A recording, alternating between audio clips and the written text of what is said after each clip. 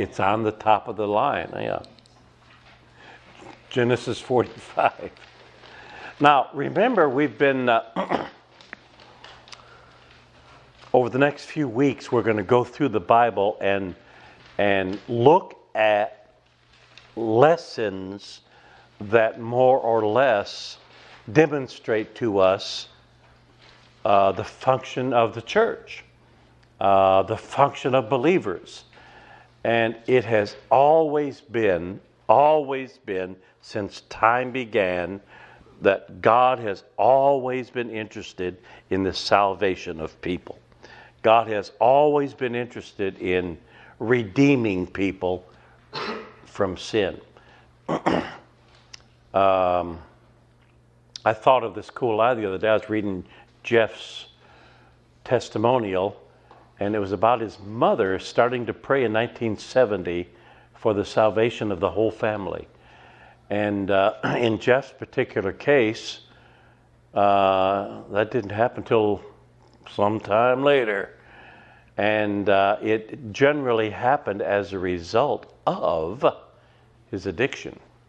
So I thought to myself, and I put this in with Jeff's permission, on the last line it says, I wonder if God used alcohol to answer my mother's prayer.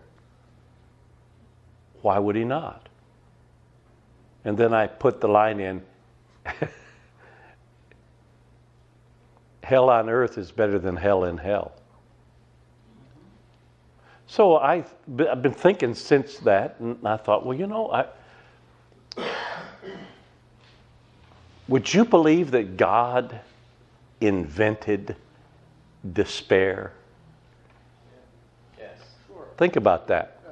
Because stubborn people need it to get you there, right? So that's an interesting thought, that God would allow grief.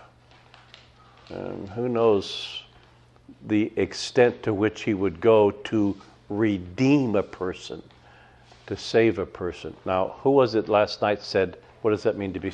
Pat. He said, saved.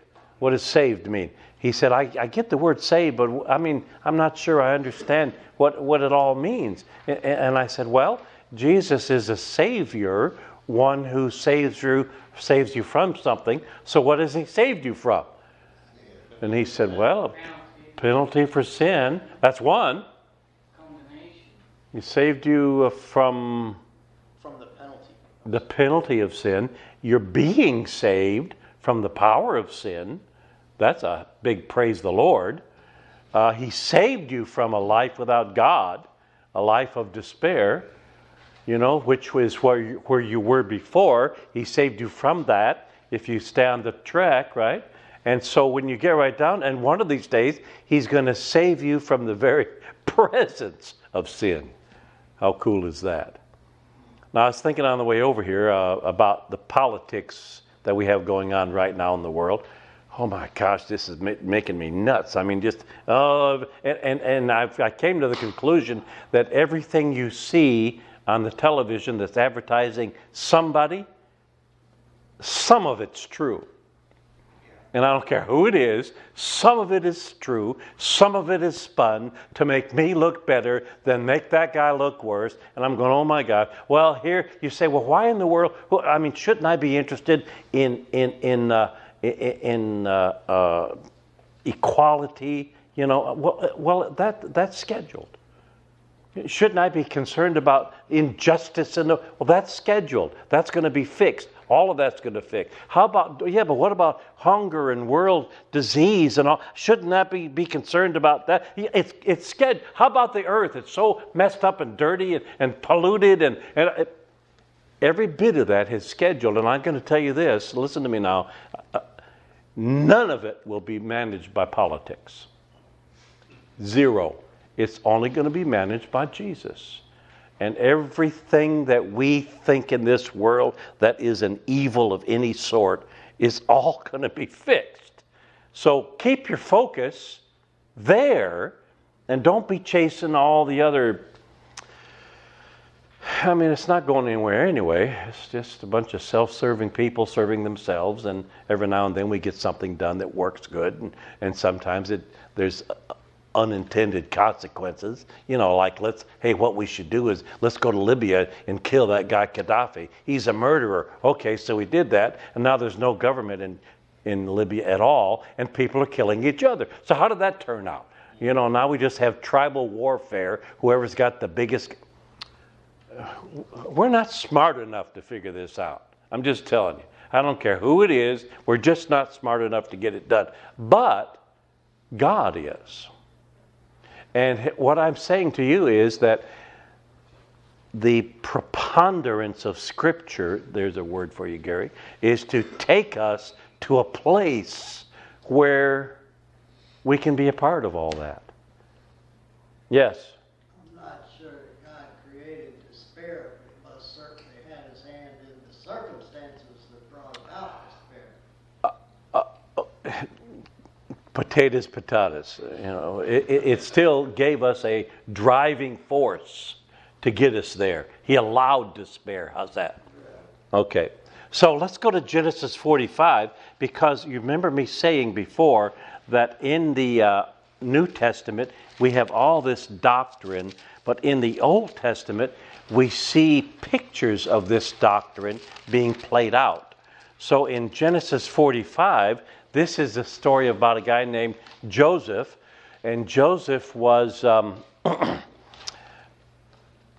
as far as anybody can see, Joseph was one of those guys that didn't have any big fault in his life. In fact, he is the Old Testament most like Jesus than anybody. In fact, symbolically, he is more like Jesus than anybody. There are 66 ways that Joseph's life parallels Jesus, including being sold into slavery, in fact, done this, and betrayed by his brothers. And I mean, there's 66 ways when you start looking at that, and there might be a list of those in Wiersbe's commentary. There was in the original one that I have, so you might find that interesting. So let's take a look at Joseph, and I think that we might be seeing doctrine. Now, I can't say for sure, so I'm going to use this is a preacher trick, I'm going to use the word perhaps. All right? And I'm going to use the word this reminds me of. So you see if it reminds you of what it reminds me of, right? All right, so we're going to take a look at our little outline here, and I'm going to look in verse number. Before we start reading, let me give an introduction now. How did we get down into Egypt? Well, here's what happened. If you remember, Joseph was sold into slavery by his brothers. Remember this? His brothers. Joseph was the youngest, or nearly, and seemed to become the favorite son. You know. And because he was the favorite son, God did good. His father did good things for him. The other guys were jealous of it, and so Joseph and he had these dreams. By the way, people haven't stopped having dreams, and he had these dreams, and he said, "Lo, you know," and this might be his only fault. He probably shouldn't have, but his dad made a coat of many colors for him. Remember that story? Oh, this is so cool. And he put this coat on, and it was all neat. And the other guys went, I'm getting no coat like that. What's the matter? What's going on here? And it's like the Smothers Brothers. Dad always liked you best, right? So one day Joseph had a dream, and he told his brothers the dream. And here's what the dream was.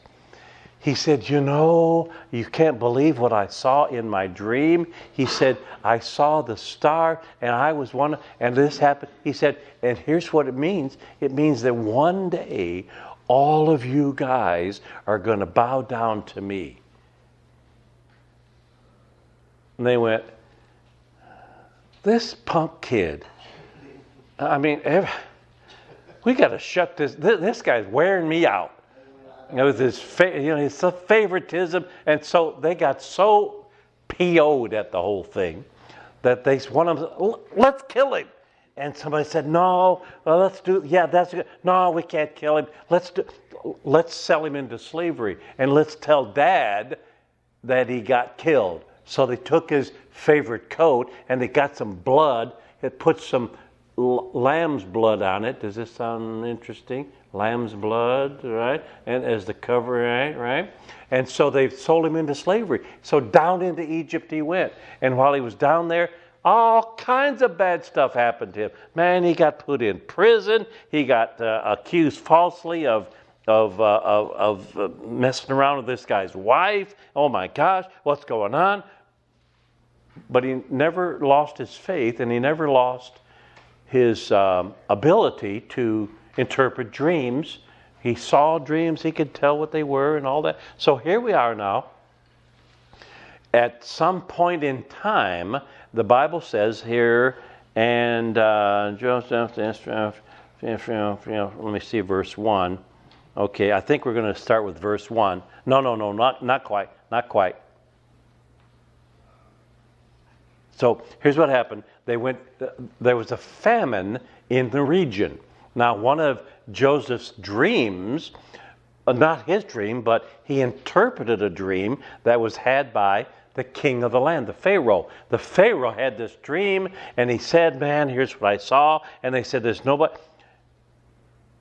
And it said, well, Joseph, there's a guy that can interpret dreams. Bring him up here. And he went, okay. So they got Joseph. He was in prison. And he drug him out of prison because he'd interpreted a couple of dreams down there, and it's kind of cool. So here's my dream, said the Pharaoh. He said, I saw these fat cows, and then I saw skinny. There were 7 fat cows, and then 7 skinny cows, and I don't know what all went on, And so he said, King, I got the interpretation of the dream. Here's the interpretation. There's going to be 7 years of plenty in the land. But then there's going to be 7 years of famine in the land. Now, just let me ask you, where would such a dream come from?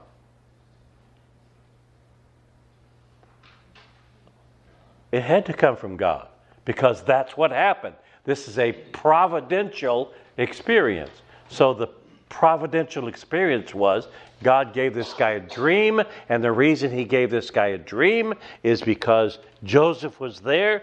Joseph could interpret the dream. He said there's going to be 7 years of plenty, then there's going to be 7 years of famine. Who can predict that? Only God can do that. So the king said, wow, man, you are one smart dude. He said, I'll tell you what I'm going to do. I'm going to put you in charge of agriculture. So you're in charge. Go for it, man. So how many years had it been? A lot of years.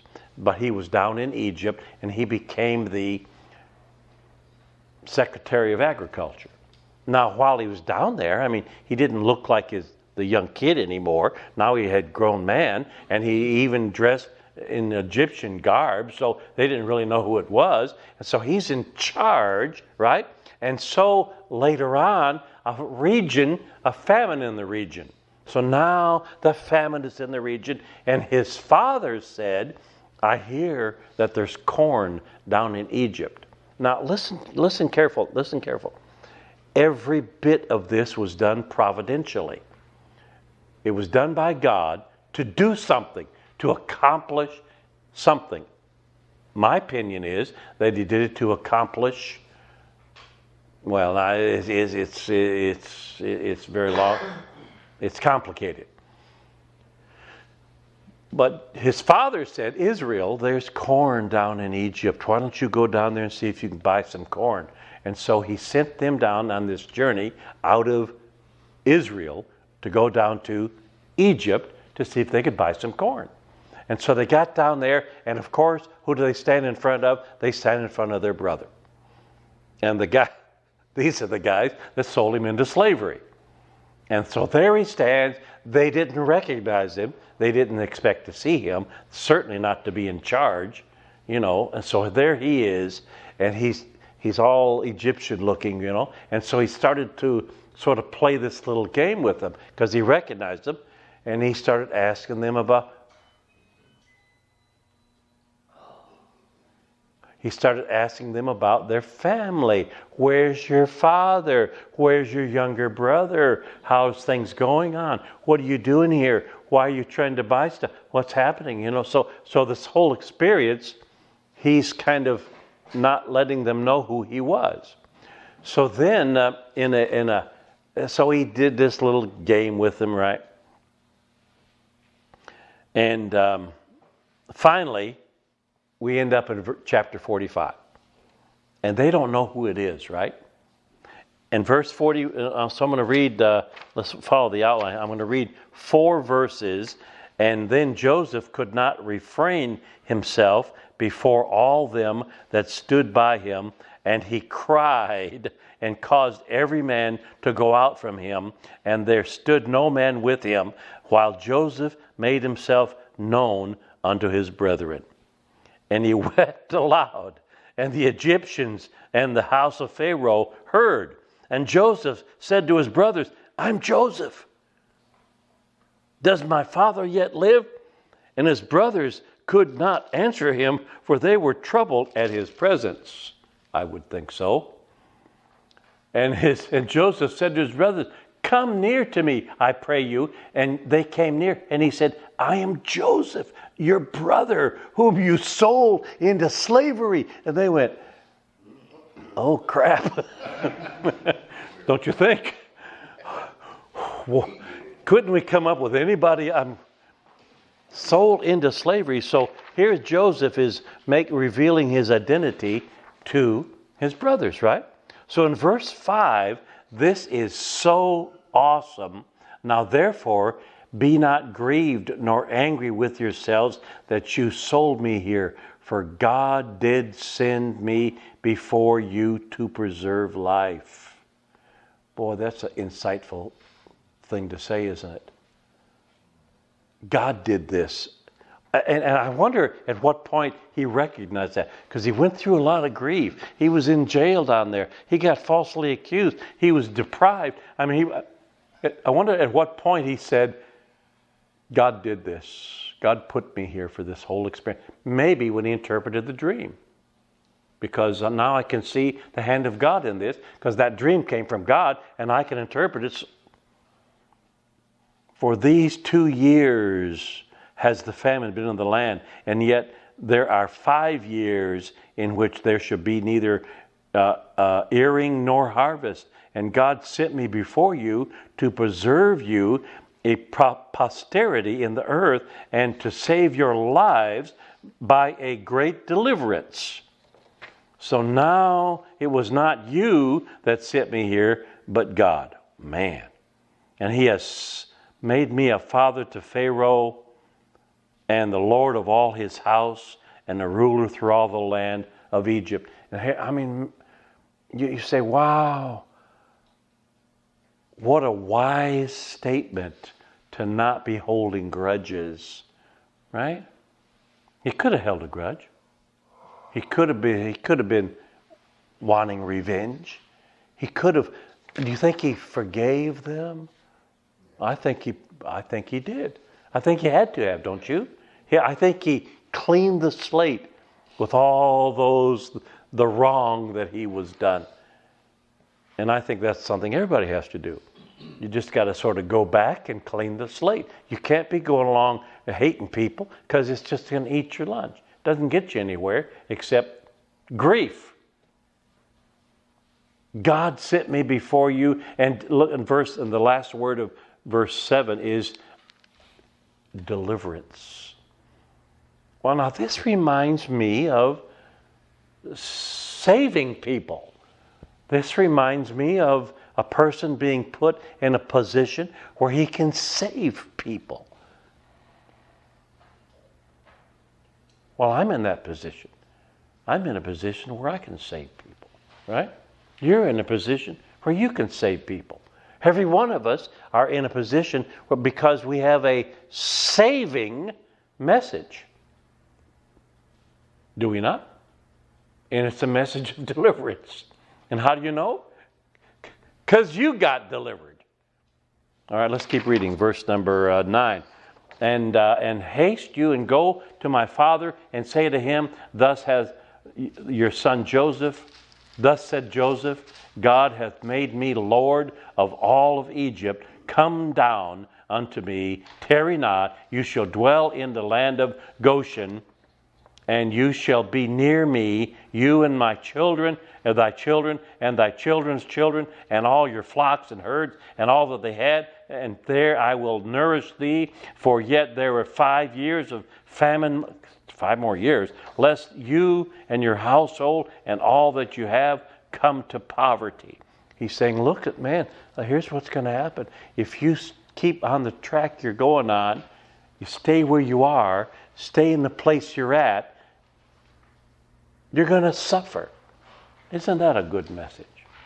Isn't that a good message? You stay where you are, you're going to suffer. I tried to get Paul here tonight, Jeff, and he came that close to showing up here tonight. And if he doesn't come here, he's going to suffer. If he doesn't let somebody intervene in his life, he's going to suffer. This is the guy that Jeff knows. He works with a guy that Atanasio works with, right? Remember I mentioned that Monday. And he's suffering big time with alcohol. And if he doesn't come here or somewhere where there's an answer, he's just going to suffer. Going to suffer. And verse 12, and behold, your eyes see in the eyes of my brother Benjamin that is at my mouth that speaks to you, and you shall go tell my father of all the glory in Egypt. Man, this is a great place to be. And you shall haste and bring down my father. And he fell on his brother Benjamin's neck and wept, and Benjamin wept upon his neck. Moreover, he kissed all of his brethren and wept with them. And after his brethren had his brother had talked with him. Right, how far am I going? 19. And the fame thereof was heard in Pharaoh's house, saying, Joseph's brethren are come.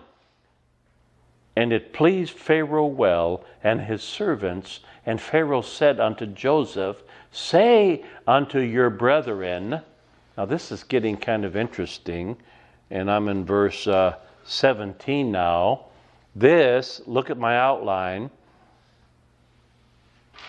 This sounds like the Great Commission to me. Go into all the world, preach the gospel. So what is it saying? Go and do this, and you'll save people, right?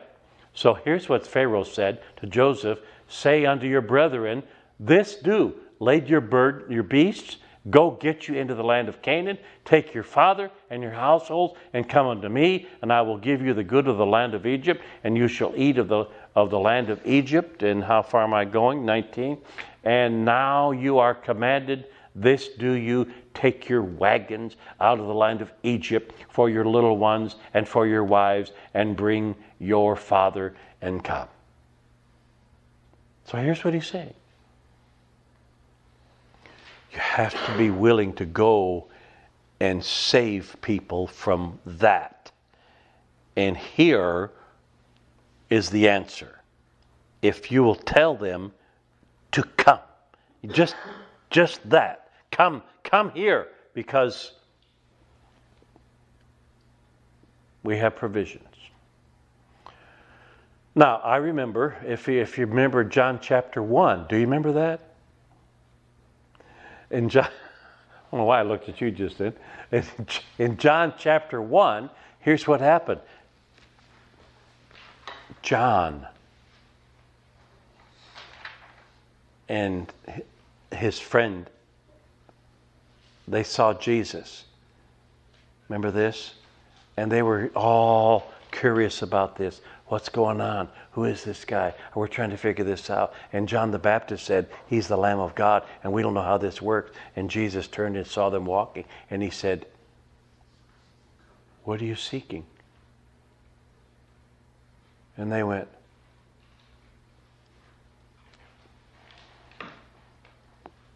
where are you staying? And I think that's so funny. That's all they could come up with. Here's what I think. I think the world is desperately seeking, but they don't know what it's called. They just don't know what it's called. They don't know who it is All they know is there's an emptiness and I need to fill it, and I don't know what it's called. And so all they could come up with was, where are you staying? And he said, well, come and see. So there it is, come and see. Just come on, see. And they went down there, and we saw John and Andrew, and here's what Andrew did. He found his brother Peter, and he said to Peter, oh, we found the Messiah. And he said, come and see. What? Come and see. So they came, and they said, okay, here's what's going on. And every over and over, they kept saying, come and see.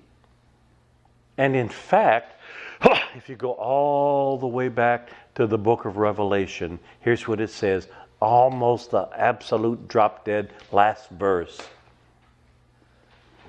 It says, and the Spirit and the bride say, come. How cool. Who's the Spirit? Where's the Spirit? Well, the Spirit lives inside you. And what are you? You're the bride of Christ. And the Spirit and the bride say, come. Is it complicated? Only if you make it complicated. It's just not that hard. So here's Pharaoh. He's telling, and this reminds me of Jesus in the Great Commission, saying, go into all the world and preach the gospel to every creature, baptizing them in the name of the Father, Son, and of the Holy Ghost, teaching them to observe all things that I've commanded you, and I'll be with you always, even to the end of the world. He's saying, that's all I want you to do. Just go. Just go. And go round up people. There's so many people. The world is full. What are they looking for? They don't know. Are they looking for something? Absolutely looking for something. In all the wrong places. Oh, I know. Maybe it's in politics. No, it's not in politics. Maybe it's in church. No. All you get in church is a bunch of religion. You might get a message. Maybe. Not necessarily. Well, I know. I remember I had the first day that I met my niece, Tammy's daughter. I said, hi, I'm your great uncle. You know what she said? The first thing she said to me? I have 150 friends on Facebook.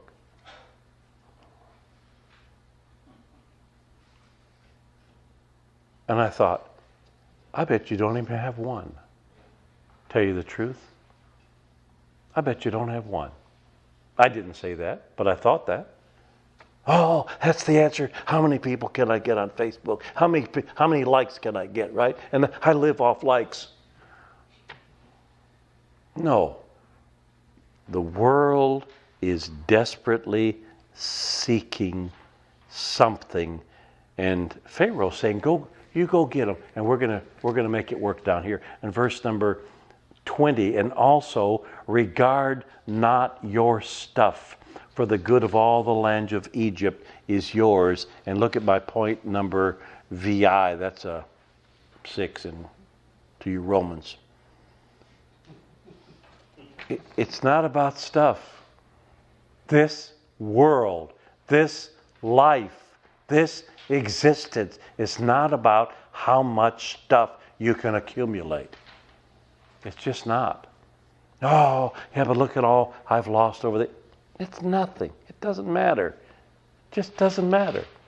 You got a roof over your head and some food and I'm clothes. Jesus said this, having therefore food and raiment, let us be content. It wasn't Jesus, it was Paul said that. If you've got food and clothes, you got the basics. Yeah, but what about, you don't need that. Yeah, but no, you don't need that. You could get by, you'd be surprised how many people in the world get by on less. How many pair of shoes you got? Do you know how many people in the world have zero? I mean, seriously, zero. So, relatively speaking, I'm saying, man, don't be chasing stuff. Well, you got to have a certain amount of things, you know. We live in America. If you had nothing, you'd be arrested for nudity, right? You got to have something. But that cannot be the quest. If that's the quest, you know, you're wasting your time. Regard not, by the way, you don't own stuff, it owns you. Right? And the children, in verse 21, and the children of Israel did so. Who's the children? That's Jacob. And Joseph gave them wagons according to the commandment of Pharaoh, and gave them provisions for the way, in verse number 22. And all of them that he gave a set of change of raiment. But unto Benjamin he gave 300 pieces of silver, 5 changes of raiment. And to his father he sent after this manner 10 asses laden with the good things of Egypt, 10 she-asses laden with corn and meat, and meat for the father.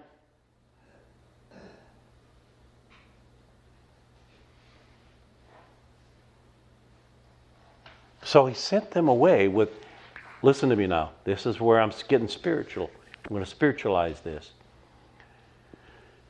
It reminds me of the Great Commission saying, go into all the world and do this. You've got to influence the world. You have to influence them spiritually. And I'm going to give you everything you need to do it. What do we have? Tools that we have. Spiritual tools. Can you name some? Say it again. That's a pretty good tool, isn't it? This is what happened to me. You've got the scripture. You've got the Spirit of God all over you, in you. You got an example. You've got prayer. Oh my gosh, we ought to be praying, man. And I'll tell you what I did today. This is just me. He came back and said, yeah, I had an interview with LT. And I thought, I heard this before, you know.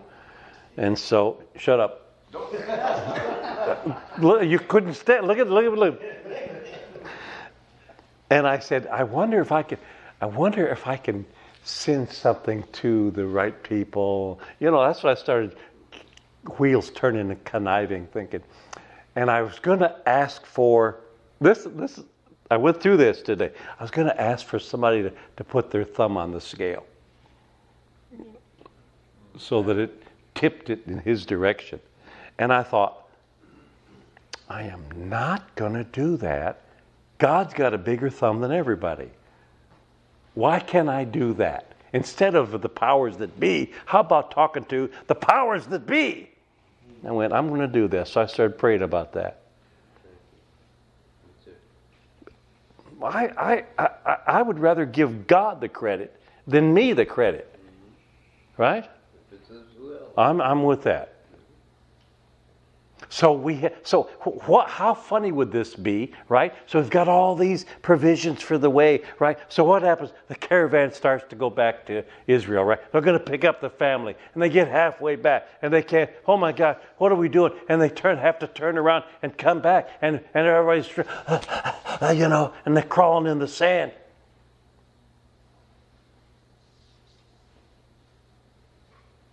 And Joseph says, well, what about the provisions I gave for you? Oh no, we saved those. We didn't want to mess with her. We didn't use those. What? I gave you everything you needed to do the job, and here it is, and you didn't use them? You didn't drink the water I gave you? You didn't eat the food I gave you? You didn't ride on the camels? You didn't do, I mean, what's the point? Here you are, out traveling with a task, and you don't use the provisions. This remind you of, are you getting where I'm going here? We have the tools of spiritual warfare enough to win the battle. Every one of us. We wrestle not against flesh and blood, but against principalities and spiritual wickedness in high places. I mean, that's our battle, man. It's a spiritual thing we're doing. And we've got all the tools necessary to win. Remember when Jesus said to Peter, "Who do men say that I am?" Remember that? Matthew 16. Who do men say I am? Well, some say you're Elijah, and some say you're maybe Jeremiah or one of the prophets. And he said, yeah, I know. But who do you think I am? And Peter said, "You are the Christ. You're the Son of the living God." And Jesus said, "You didn't get that from yourself. You got that answer from God." How cool is that? How cool is that? It came from God. Why can't you say, "Look, it came from God. Hey, it came from God. My job came from God." Why can't my... It came from God. And Jesus said, "Oh, man." And then he said this. Listen to me. He said, "The gates of hell shall not prevail against the church." You're the church. And the gates of hell won't win against you. Now there's an implication. You know what that implication is? Gates are defensive. Gates don't attack. We are supposed to be the attackers. We are supposed to be charging hell with a squirt gun. We're the ones that are supposed to attack the gates of hell, and they can't prevail against it. We're gonna take its people and save them. Save them. From what? What's the list? Penalty of sin? Maybe we can save Paul from the power of sin. It's got him right now. He's going to lose his family if he's not careful. Maybe we can all be saved from the effects of sin. Wouldn't that be cool? Maybe we can be saved from a life without God, a life without someone to depend upon. God made us dependents. We're all dependents. No, I don't want to be dependent. You better be dependent.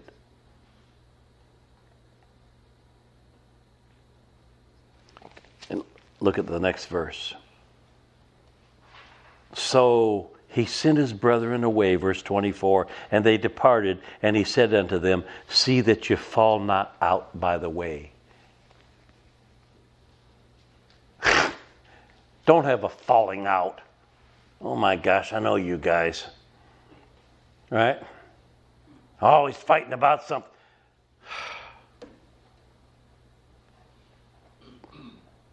Stay out of the fray, man. We got our own battles. We don't want to create battles. We don't want, there's something in this room I don't like about everybody. Want me to start over here and tell you? So what? We can focus on that? Come on, man. You who are without sin, cast the first stone, right? Get the beam out of your own eye. Now we got two guys working at the lumber company. Oh my gosh. What's that going to do? What's that going to do with the beams? Jesus said they'll know you're my disciples because you have love one for another. Do you know how unlikely it was for Jesus to say to his disciples, those 12 that were sitting there, "I want you to love each other"? What? I don't love him. I don't even like him. Look what he does, man. He leaves his hair on the floor.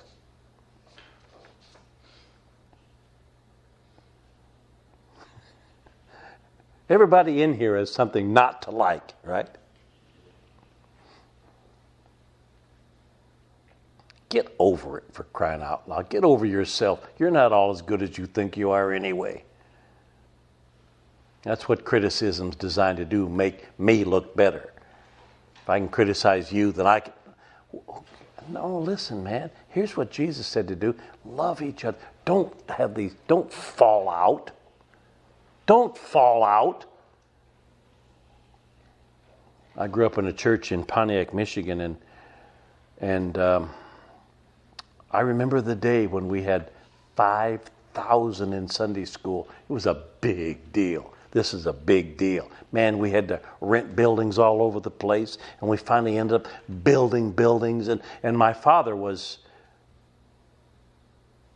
the primary person that did all that building. He managed it all. And he'd put the heating and cooling systems in, and he'd make sure, they had 1 million square feet of buildings by the time they got done with it. A school, and a gymnasium, and a library, and a dormitory, and Sunday school building, and church building. Oh my God, this thing's huge.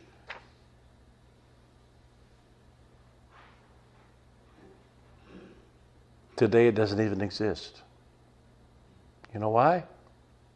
They fell out. Always having fights. Always saying, oh, I don't like the pastor. What's he doing? I think we need to get rid of him. And I remember he was saying one time that he went to the church like on a Friday night and saw lights on. What's going on? He saw people in there having a prayer meeting. He went, oh, I should go in. And he went in and they were all on their knees. So he got on his knees and they were praying that God would remove the pastor. He said,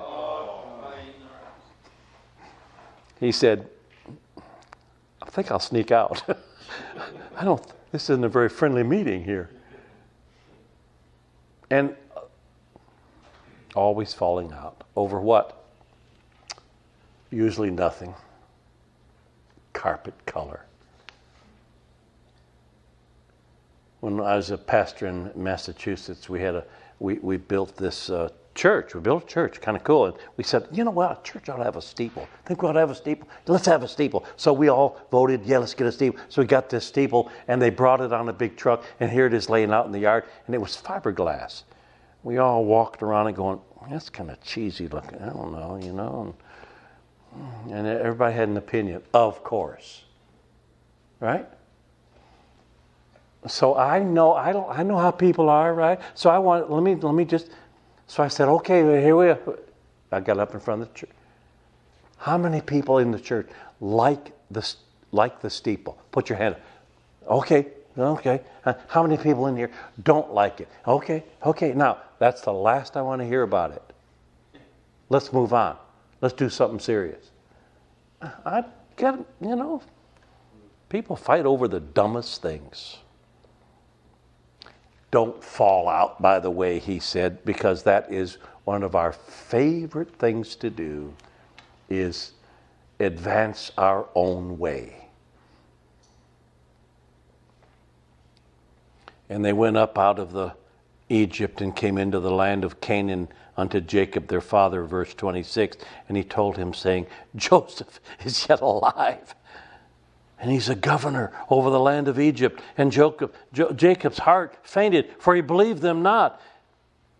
And they told him all the words of Joseph, which he had said unto them. And when he saw the wagons which Joseph had sent to carry him, and the spirit of Jacob, their father, revived. And Israel said, it's enough. Joseph, my son, is yet alive. I'm going to go and see him before I die. Now, what about this? What if they came back, right? We got the wagons, and they came back with all of the heirlooms from Israel, but they forgot the family. I mean, they brought their stuff back. I mean, look at these Persian rugs, man, and these vases. I mean, this is good stuff, man. I don't want to. This is our best china. I wonder if they had china in Israel. I don't know. All right, never mind that. What a hoot to think that you might live this life under the direction of God, to go and fill the wagons, and all you end up with in the wagons is stuff.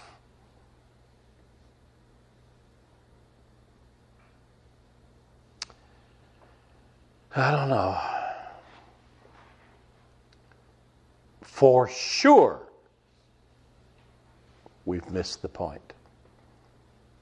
I'm driving down 60 today, and up there, just the other side of Dover, not Dover, Dover, what's the next one? No, way up. Turkey Creek, up next to Turkey Creek. I passed Turkey Creek, and on the right-hand side, there's a little church that's been meeting there for as long as I've been in Florida, in a little double-wide building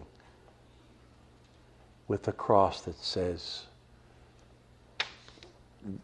Victory Church or something like that. And they're meeting in this little double-wide trailer for 30 years. I mean, what's the point? Where's your family? Did you reach anybody? Anybody? And they considered it a success if next week the offering was good enough to pay the electric bill. We've got this thing all wrong in the Western Church. We measure our success by the size of our buildings. It's not how many it seats, but how many it sins.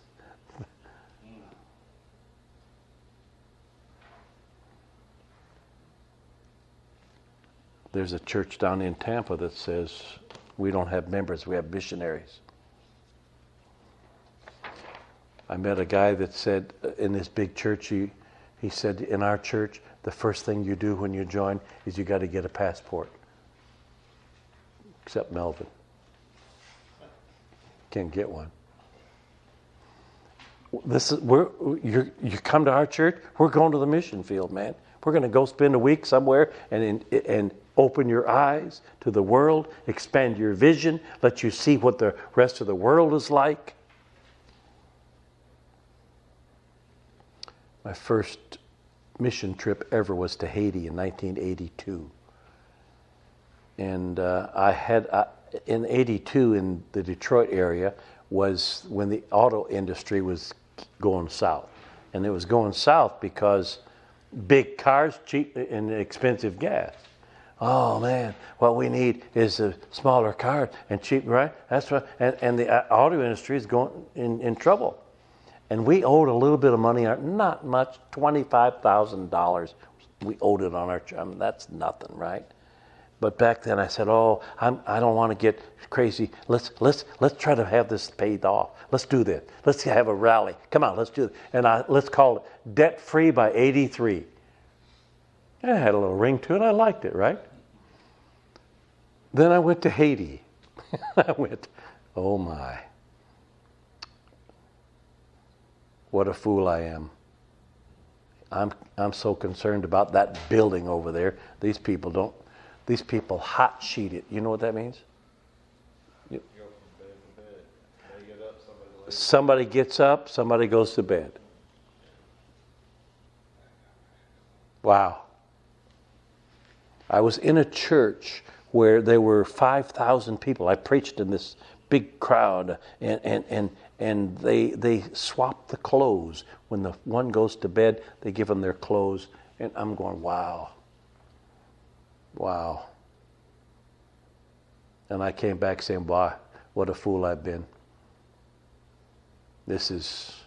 I've got the wrong thing in mind.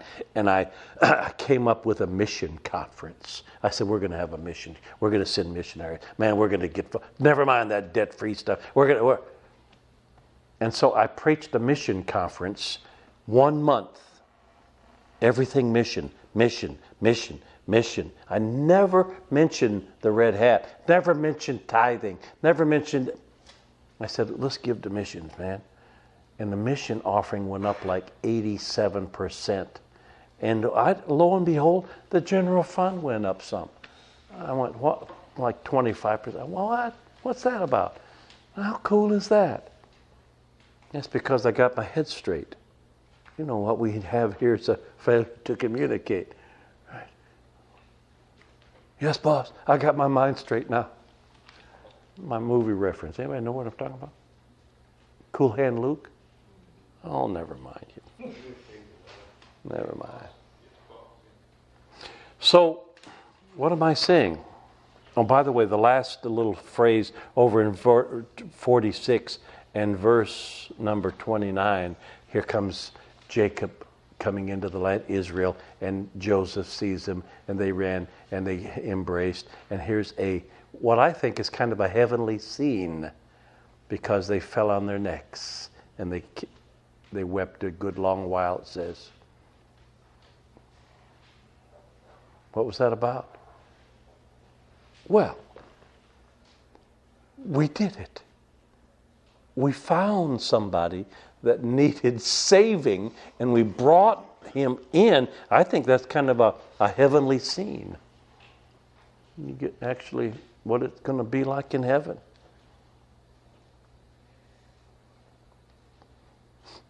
Here's the deal. We're going. Let's just not go alone. And this Old Testament story really looks to me like a demonstration of how the Great Commission works in the New Testament. Maybe you see it, maybe you don't, but it looks to me like this is the way things work. God does it, we get involved with it, and the result is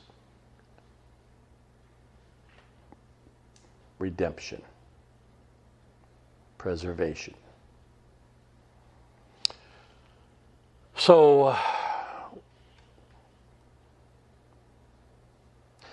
it will be no wonder that we keep repeating this story over and over again. That's God's story. That's why Jesus came here, to die for people, so that the world has an escape.